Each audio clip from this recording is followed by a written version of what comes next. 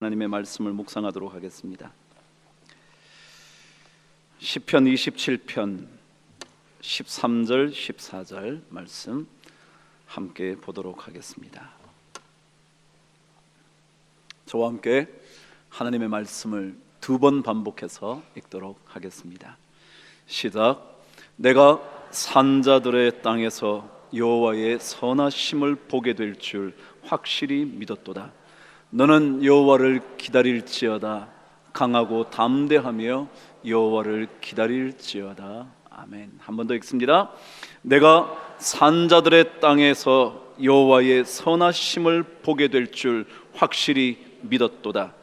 너는 여호와를 기다릴지어다. 강하고 담대하며 여호와를 기다릴지어다. 아멘. 여러분, 첫 번째 찬양을 그렇게 불렀죠.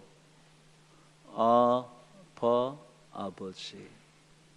저는 언제나 그 찬양을 부르면 그렇게 부릅니다. 아빠 아버지, 아빠 아버지. 저는 그렇게 부릅니다. 여러분은 아바라고 부르셨는지 모르지만 저는 아빠라 부릅니다. 참 이상하더라고요. 제 자식이 다 컸는데도요, 아빠 그러면요 제 마음이 뭉클해요. 근데 그 자식한테 다 주고 싶어요. 진짜 그렇더라고요. 늙었나 보죠? 하나님께서도 어쩌면 그런 마음 아닐까요? 우리가 만일 하나님을 향하여 아빠, 아빠 그러면 우리가 참 모자라지만 그 자식에게 다 주시고 싶은 것 아닐까 생각이 들더라고요. 그런 하나님께서 오늘 이 아침에 여러분에게 큰 은혜를 주시기를 간절히 소망합니다. 예레미야서를 읽어본 적이 있으신가요? 그렇죠? 읽어보셨을 것 같죠? 근데 그 예레미야서 중에 혹시라도 기억나는 말씀이 있으신가요? 아닙니다. 어쩌면 예레미야서의 가장 유명한 구절 한 구절을 선택하라면 어쩌면 대부분의 사람들이 이 구절을 선택할 것 같습니다. 예레미야 33장 3절입니다. 성경을 한번 찾아보실래요?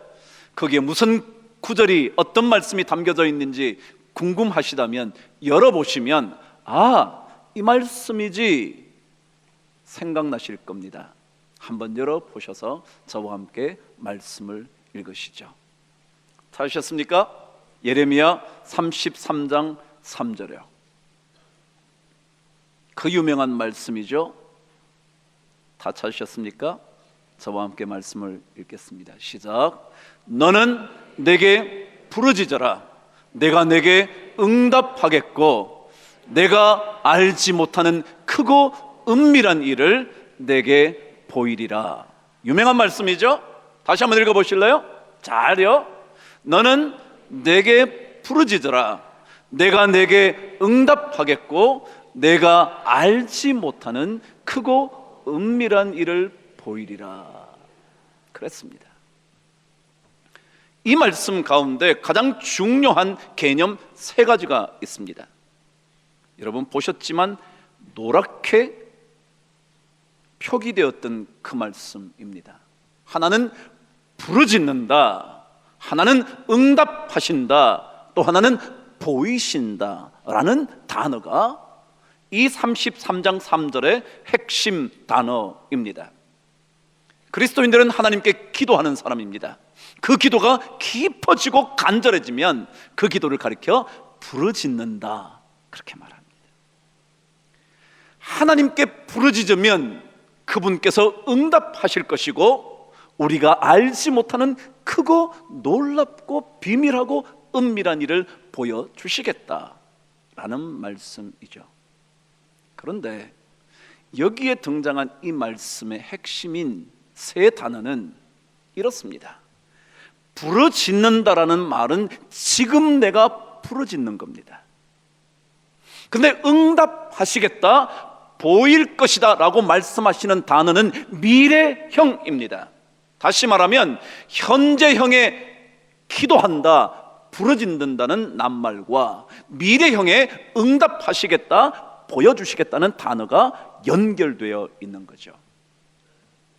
지금 우리가 부르짖는데 응답은 언제인가 그 미래에 일어나게 될 거라는 것입니다. 그렇다면 부르짖은 다음에 언제인가 우리에게 일어나게 될 응답되어질 그 사건을 생각하면 그 중간에 필요한 것 하나가 있는데 그것은 기다림입니다. 하나님께 부르짖고 난 다음에 응답받고 하나님께서 크고 놀라운 일을 보여주실 때까지 기다리고 있어야 하나님께서 응답하시는 것을 체험할 수 있을 것이다, 그런 거죠. 우리에게 중요한 것은 기다림이라는 미래의 시간입니다. 여러분 어떠신가요? 기다리시는데 익숙하신가요? 아니면 부르짖음에 곧장 응답되지 않는 것 때문에 금방 낙심하시나요? 지금 하나님께 부르짖고 난 다음에 우리에게 필요한 것은 미래의 어느 순간에 이루어질 그때를 기다리는 겁니다. 그래서 오늘 성경은 너는 내게 부르짖어라, 내가 내게 응답하겠고 내가 알지 못하는 크고 은밀한 일을 내게 보여주겠다. 전 여러분, 부르짖는 인생이 되시기를 바라지만 부르짖음에 응답하실 그때까지 잘 기다리는 은혜가 꼭 있게 되기를 바랍니다. 그것만이 아니라 요한계시록 4장에 가면 1절에 이런 말씀이 기록되어 있습니다.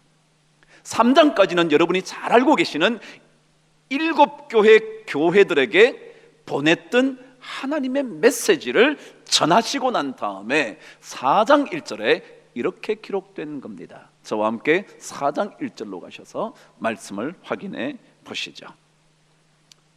요한계시록 4장 1절 다 찾으셨으면 저와 함께 읽을 텐데요. 요한계시록 4장 1절 시작. 이 일 후에 내가 보니 하늘에 열린 문이 있는데 내게 들은 바 처음에 내게 말하던 나팔 소리 같은 그 음성이 이르되 이리로 올라오라, 이후에 마땅히 일어날 일들을 내가 내게 보이리라 하시니라. 잘 들으셨습니까?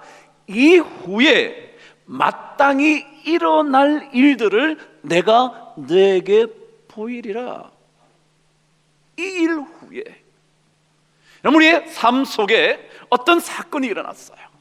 하나님께 간절한 기도를 드려요. 그 일 후에 하나님께서는 우리에게 일어나게 될 일, 미래의 일입니다. 일어나게 될 일, 그것을 하나님께서 보여주신대요. 똑같습니다. 언제인가 일어나게 될 그 일, 지금은 아니지만 지금 당장은 나에게 일어나지 않아서 나에게 고통을 주는 시간이기도 하지만 그러나 언제인가는 일어나게 될, 더더욱이 요한계시록 4장 1절의 말씀은 마땅히 일어나게 될 이라고 기록합니다. 여기에 마땅히라는 말은 반드시라는 단어입니다. 반드시 일어나게 될,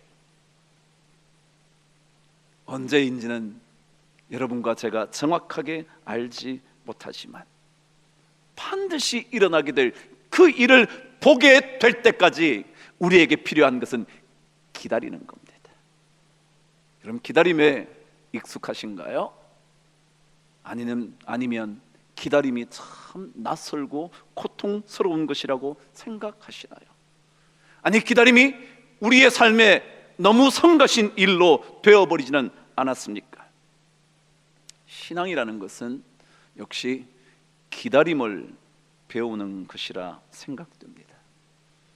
사실 기다림이라는 것은 참으로 고통스럽습니다. 기다림에 지쳐버릴 때가 너무 많기 때문에 그렇습니다. 저도 그렇습니다. 기다림에 지쳐서 하나님께 울부짖을 때가 참 많습니다. 그러나 만일 부르짖은 다음에 언제인가 반드시 일어나게 될 크고 은밀한 일을 기다릴 수만 있다면 우리는 반드시 하나님의 놀라운 일들을 경험하게 될 줄 믿습니다. 여러분, 하나님을 사랑하십니까? 그 사랑하는 하나님과 함께 동행하십니까? 주님을 배반했던 베드로에게 주님께서 나타나셔서 질문했던 것이 있었습니다. 기억하시나요? 내가 나를 사랑하냐? 몇 번이나 질문하셨습니까? 3번이요. 3세판 완벽한 거죠. 하나님께서 계속 질문합니다. 너는 나를 사랑하냐? 여러분, 만일 여러분에게 이런 질문을 드린다면 여러분은 어떤 대답을 하시겠습니까? 사랑의 가장 중요한 특징이 뭐라고 생각하십니까? 여러 특징이 있겠죠. 사랑은 뜨거운 것일 수도 있을 테고요, 성경 말씀에 의하면 사랑은 오래 참는 것일 수도 있을 것이고요, 사랑이 온유한 것일 수도 있고요. 그래요. 근데 만일 저에게 사랑에 있어서 가장 중요한 특징이 뭐냐고 묻는다면 저는 이렇게 대답할 것입니다. 사랑의 가장 중요한 특징은 기다림이라고. 왜요? 사랑하는 사람만 기다리거든요. 사랑하는 사람만 기다릴 수 있거든요. 사랑하는 사람만 기다림에 지치지 않을 수 있거든요. 기다려주지 않는 사랑이 어찌 사랑이겠습니까? 2, 3년도 채 되지 않는 시간에 고무신 받고 싶는 것이 어찌 사랑이겠습니까? 기다려주는 거야. 그게 사랑이겠죠. 부모와 연인의 사랑 차이는 뭔지 아세요? 저는 그렇게 생각이 들더군요. 부모님의 사랑이라는 것은 지극한 기다림이라는 거죠. 자식이 어긋나도 기다립니다. 자식이 심지어 부모에게 폭언을 퍼부어도 기다립니다. 심지어 집을 떠나가도 떠나간 그 자식이 추운 밤을 지나지는 않을까 눈물로 기다립니다. 그것이 부모입니다. 그것이 부모의 사랑입니다. 장애를 가진 자식을 가슴에 품고 유일한 소망 하나가 있다면 이 자녀보다 내가 세상 먼저 떠나면 안 되지. 내가 떠나고 나면 누가 이 장애를 가진 자녀를 돌보아 줄까 생각하는 것이, 그래서 끝까지 그 자녀를 붙들고 기다려주는 것이 부모의 사랑일 겁니다. 사랑은 고통 속에서도 포기하지 않고 기다려줍니다. 기다림에 지칠 법도 하지만 결코 손 놓지 않습니다. 그것이 사랑, 그것이 기다림, 그것이 우리의 믿음일 겁니다. 신앙인들에게 어쩌면 중요한 덕목 하나가 있다면 그것 또한 기다림 아니겠습니까? 그럼 기다림이라는 건요, 처음에는 설레임이에요. 행복하다고요. 그 사람 올 것을 기다리기만 하면요, 약속하고 난 다음에 1시간 뒤면 30분 뒤면 도착할 그 사람을 생각만 해도 행복한 게 기다림이에요. 설레임이죠. 그 사람의 발자국 소리만 들려오면, 아니 멀리서 전화기, 수화기를 통하여 들려오는 그 사람의 음성만 들어도 내 마음이 행복해지는 것이 기다림이죠. 근데 그 기다림이 조금 더 길어지면 여러분 애틋해집니다. 그 사람이 아예 내 마음속 깊은 곳에 자리를 잡아버리죠. 그래서 그 기다림은 처음의 행복보다 훨씬 더 깊은 행복을 주죠. 그런데 기다림이 점점 더 길어지면 그것은 고통으로 바뀌어버립니다. 하나님 언제까지입니까? 언제까지 제가 기다려야 합니까? 언제까지 이 고통스러운 시간을 견뎌내야 합니까? 왜 저에게 이러시는 겁니까? 고통스러운 시간이 기다림이 되어 버립니다. 그래서 오늘 성경은 이 기다림에 대하여 중요한 특징, 기다림에 꼭 필요한 요소 두 가지가 있다고 우리들에게 가르쳐 주는 것 같습니다. 저와 함께 13절 말씀을 읽도록 하겠습니다. 시작. 내가 산자들의 땅에서 여호와의 선하심을 보게 될 줄을 확실히 믿었도다 그랬습니다. 그럼 오늘 말씀 13절 뒤에는 너는 여호와를 기다릴지어다, 너는 여호와를 기다릴지어다 반복하면서 말합니다. 그 기다림의 이야기를 하기 전에 바로 앞에 기록된 것이 13절입니다. 그 말씀은 내가 산자들의 땅에서 여호와의 선하심을 보게 될 줄을 확실히 믿었다 그랬습니다. 그렇습니다. 기다리려면 믿음이 있어야 합니다. 그 사람을 믿어야 기다립니다. 그 사람이 다시 되돌아올 것을 믿어야 기다립니다. 그 사람이 되돌아와 나의 사랑이 되어 줄 것을 믿어야 기다립니다. 믿음이 없이는 기다릴 수가 없습니다. 그래서 기다림이라는 것은 믿음이라는 견고한 기초 위에 세워지는 것입니다. 오지 않을 사람을 기다리는 것이 아니라 반드시 마땅히 올 그 사람, 올 그 일을 믿는 확실한 믿음이 있어야 기다림은 가능한 겁니다. 믿지 못하면 기다림은 멈출 것입니다. 믿음이 식으면 기다림도 끝나버릴지 모릅니다. 그러나 기다릴 수 있는 사람은 반드시 믿음에 견고하게 서 있는 사람들입니다.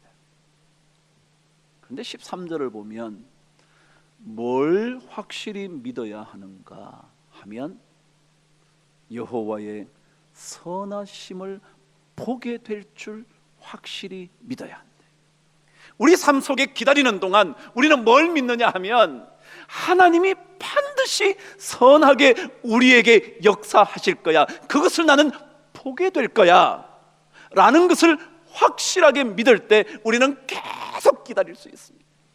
그 시간이 언제 올지는 모르지만 하나님은 선하시고 그 선하신 것을 우리에게 보여주실 것이라는, 내가 보게 될 것이라는 것을 확실하게 믿으면, 그러면 기다림은 가능한 겁니다. 하나님은 선하신 분이십니다. 하나님은 모든 것을 합력하여 선을 이루어 주시는 분이십니다. 나의 선을 위하여 그분은 모든 것을 합력하여 일하시는 분이십니다. 요셉에게 고백이 있었던 것이 바로 그것 아니었습니까? 몇 번이고 강조한, 당신들은 나를 해하려 했지만 하나님은 그것을 무엇으로 바꾸사? 선으로 바꾸사. 왜요? 선하신 하나님이시거든요. 그 선한 것을 우리는 언제인가 보게 될 줄 믿거든요. 그런 사람이 계속 고통스러운 긴 시간 속에서도 기다리는 거죠. 에스더에 보면 하만의 간계로 인하여 죽임을 당하게 될 모르드게와 유대인 전체가 어찌할 바 모를 때, 그때 하나님은 그 하만의 계계를 바꾸어 모르드게를 매달아 죽이려 했던 그 나무 위에 오히려 하만이 매달려 죽임을 당하는 것 아닙니까? 왜요?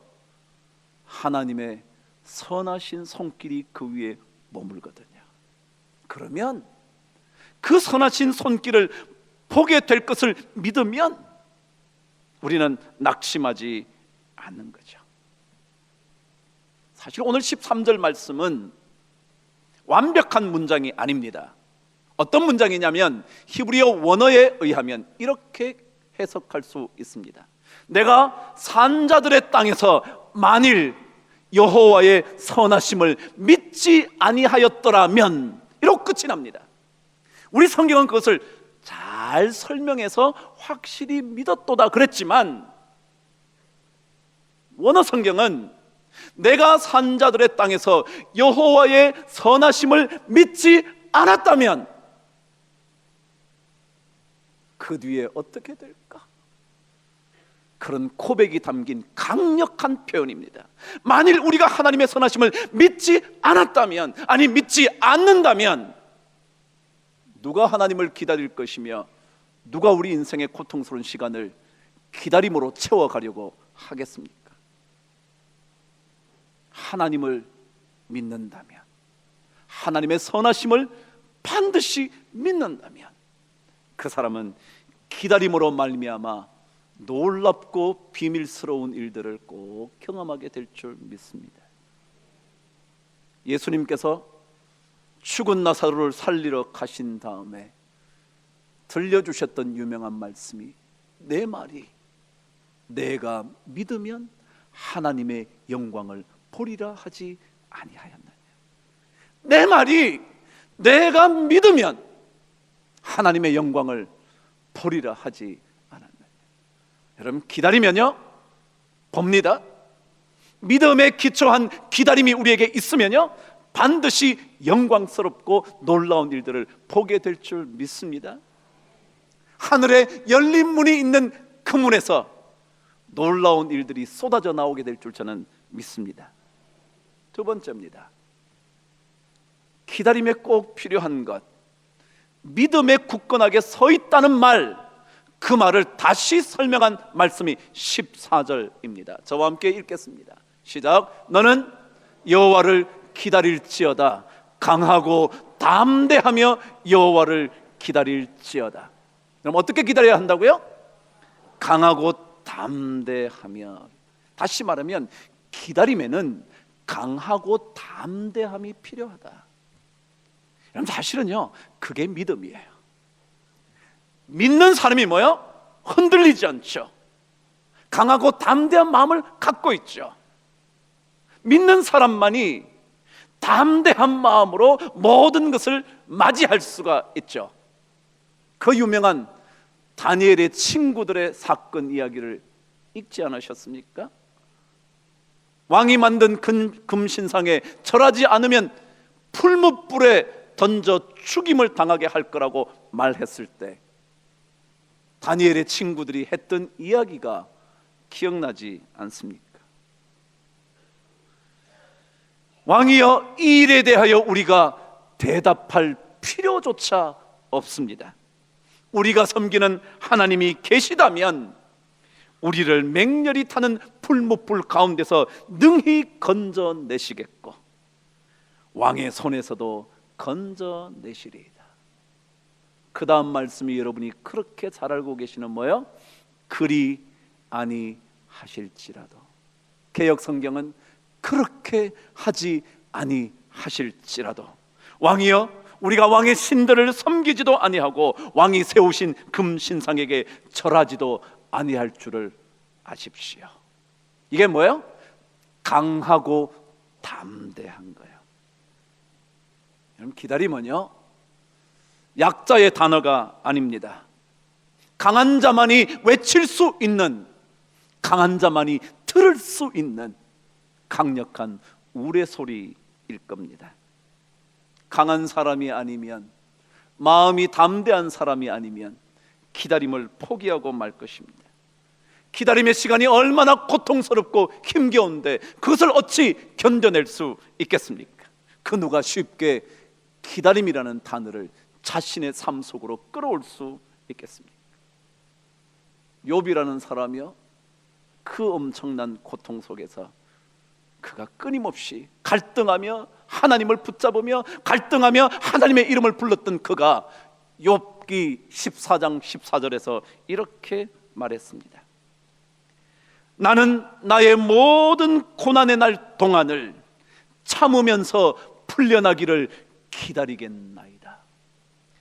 아무리 고통스러워도 내가 참으면서 인내하면서 그 고통에서 풀려나기를 기다리겠다고.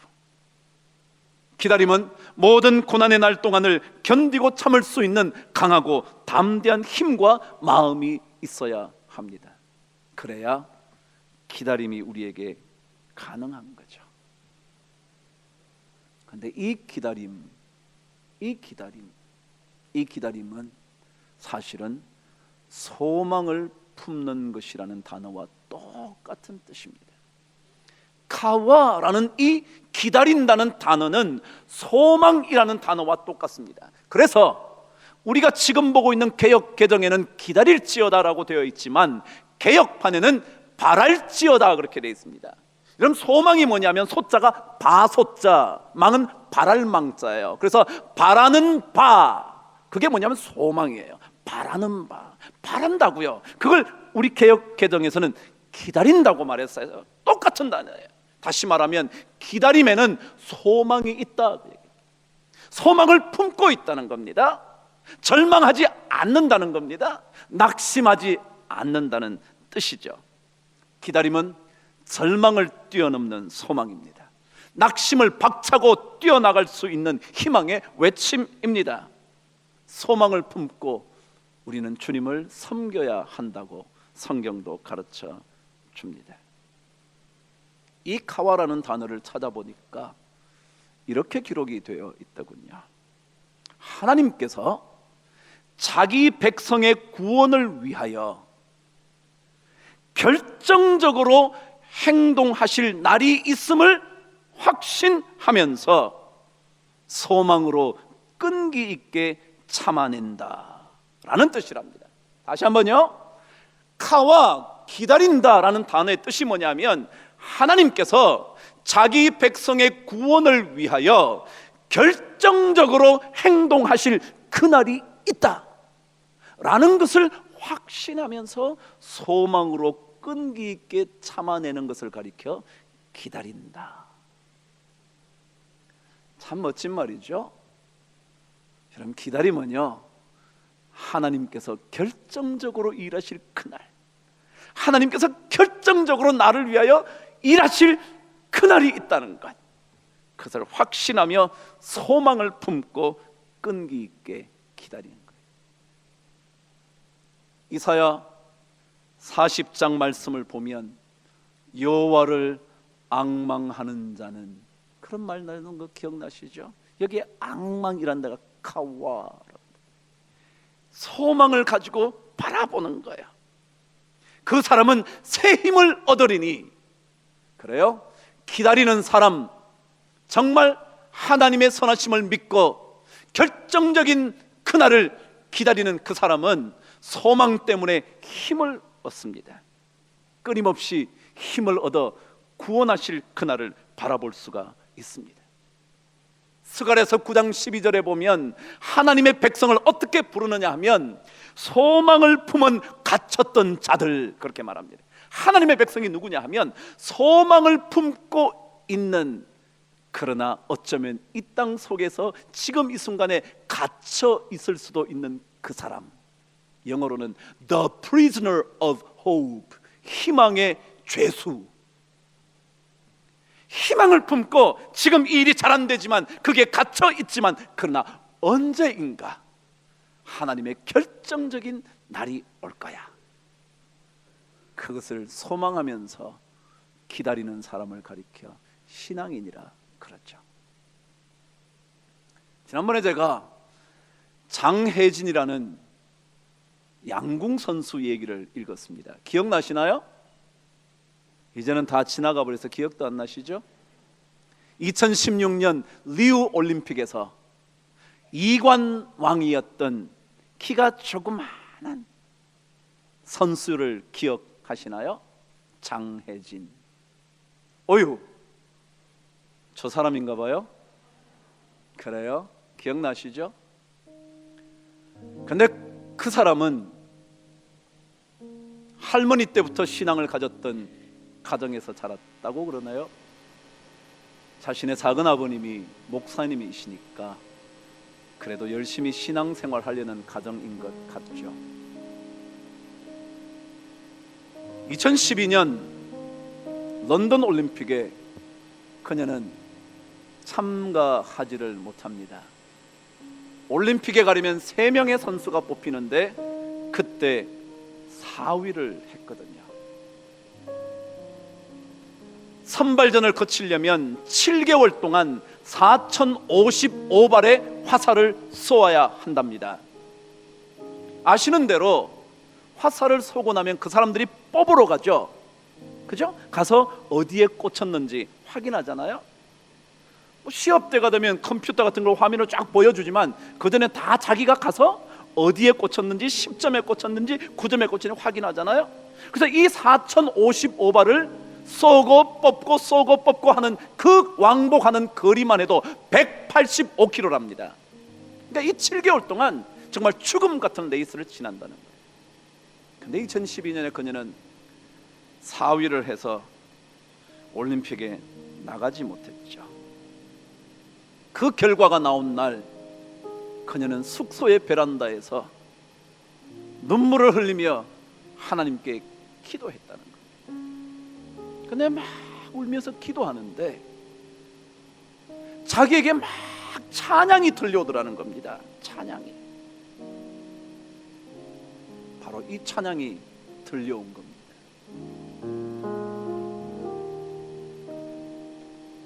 나의 길 오직 그가 시하니 나를 단련하신 후에 내가 정금같이 나오리. 다시 한번요. 나오리. 나의 길 오직 그가 시나니 나를 단련하신 후에 내가 정금같이 나오리라. 이 찬양이 막 자기 귀에 들리더라고요. 근데 이 찬양을 들으면서 그의 마음속에 막 평안이 밀려오는데 그때의 마음을 인터뷰에서 이렇게 말을 했습니다. 정말 하나도 힘든 마음이 없이 다시 도전하면 되지 뭐 하는 소망만이 자리 잡았습니다. 기도하다가 하나님의 찬양을 들었는데 그 찬양을 듣다가 그래 다시 하면 되지 뭐, 다시 도전하면 되지 뭐 라는 소망만 자리 잡았다는 거예요. 런던 올림픽 참여하지 못했지만 2013년 그녀는 국가대표 1위로 선발이 되어 세계 선수권대회에 참여했고 단체전에 금메달을 따게 됐습니다. 그런데 이상하게도 개인전만 되면 자꾸만 8강에서 좌절이 되는 겁니다. 단체전은 금메달을 따는데 개인전만 되면 그녀가 이렇게 말합니다. 원망과 불평이 없었다고 한다면 거짓말이겠죠. 하지만 그럴 때마다 나 자신이 얼마나 부족한지를 깨달으며 하나님을 더욱 의지하면서 하나님의 때를 기다리며 묵묵히 연습과 훈련을 거듭했습니다. 마침내 2016년 리우 올림픽 때 그녀는 금메달 2개를 딴 우리나라의 최고의 영웅 중에 한 명이 됐죠. 이 리우 올림픽에 선발될 때에도 기적 같은 이야기를 하나 들려줬습니다. 2015년 11월부터 시작된 국가대표 선발전 그리고 올림픽 대표 선발전에 그녀가 1차 선발대회에 나갔는데 국가대표 8명을 뽑아서 그 중에 3명을 다시 뽑는데 1차 선발전에서 6위를 했다는 겁니다. 그러니까 3위까지만 뽑는데 6위를 했으니 그녀의 말에 의하면 기적 같은 일이 일어나지 않고는 올림픽 대회에 나갈 가능성이 없어졌다는 거죠. 1차 선발대회가 끝이 나고 숙소에 들어와 혼자서 울면서 또다시 기도하기 시작합니다. 막 기도를 하는데 자기 생에 처음 경험한 일이 벌어졌답니다. 그게 뭐냐면 방언이 터진 겁니다. 막 방에서 기도를 하고 방언 기도를 하는데 진짜 세상이 줄 수 없는 기쁨이 막 밀려오더래요. 그리고 2차 선발전에 나갔는데 기적같이 1, 2차 합산 점수가 1점 차이로 1위로 그녀가 뽑혔답니다. 그럼 신앙생활 기다림을 배우는 겁니다.